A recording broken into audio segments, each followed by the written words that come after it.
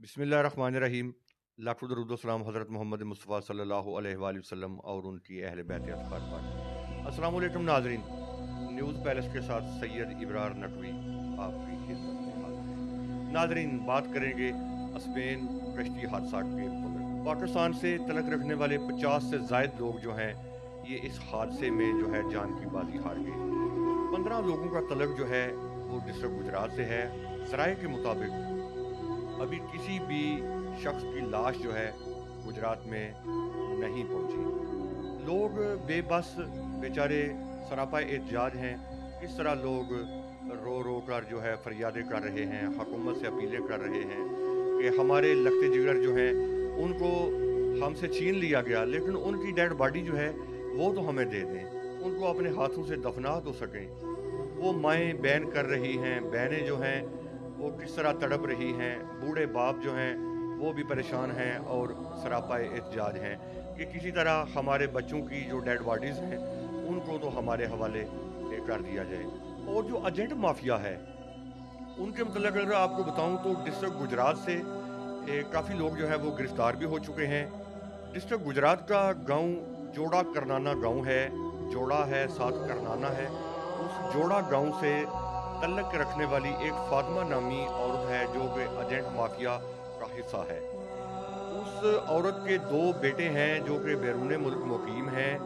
वो उनके ज़रिए लोगों को ब्लैकमेल करवाती थी, लोगों से पैसे भी लेती थी। एक माँ, वो अपने बेटों का उसको एहसास है, वो एक माँ होने के नाते किस तरह इतनी सांगदिल बनी, किस तरह उसने लोगों से पैसे हथिया कर लोगों को फंसा दिया, कुछ लोगों को लेबिया बिठा दिया, कुछ लोगों को डंकी लगवाई, कुछ लोगों को जो है समंदर किनारे जाकर जो है वो मार दिया गया या मरवा दिया गया। वो फातिमा नामी औरत जो है वो इस वक्त एफआईए की कस्टडी में है। उसकी एक मुसलसल जो है वो इंटेरोगेशन जारी है और काफ़ी वो इंकशाफात कर चुकी है। वो एक एजेंट माफिया की सरगना है, फातिमा उसका नाम है। वो अपने बेटों के साथ मिलकर ये मकरू धंधे में मुलव्वस थी। उसको बाकायदा तौर पर गिरफ्तार कर लिया गया है। इसके अलावा गुजरात पुलिस जो है वो मुतहरक हो चुकी है। इस हवाले से काफ़ी लोगों को अरेस्ट भी किया गया है। कुछ लोग सरापा एहतजाज हैं, इनका जवां साला बेटा जो है वो भी इस कश्ती हादसे में जान की बाजी हार गया। इन बाबा जी का आप दर्द दिल जानिए इन्हीं की जुबानी। मेरा पुत्र अबू बकर जरा 7 महीने हो गए ने घरों निकले है ते अज सानू उसकी सलाह लभी है वह कश्ती पलटी हो गई है या मारे वाले जो कुछ किया ने ते उस दे विच फौत हो गया। ते असी बड़े गमजदा होए सारे खानदान भैन भरा जितने भी महल्ले के लोग नज़दीक सब गमजदा होए ते कोई तकलीफ बड़ी सानू ढाडी हुई है। तो अल्लाह ताला हुकूमत अगे हदायत दे साड़ी नेक सबब बनाए ताकि साढ़े बच्चों दी बाड़ियाँ वापस आ जान, साढ़े दिल में सुकून हो जाए, साड़ी से असी दफना लीए। तो नाज़रीन, आपने इस बुज़ुर्ग आदमी की गुफ्तगू मुलाज़ा फरमाई और देखें किस तरह वो बेचारे बेबस हैं और हुकूमत से जो है ये अपीलें कर रहे हैं।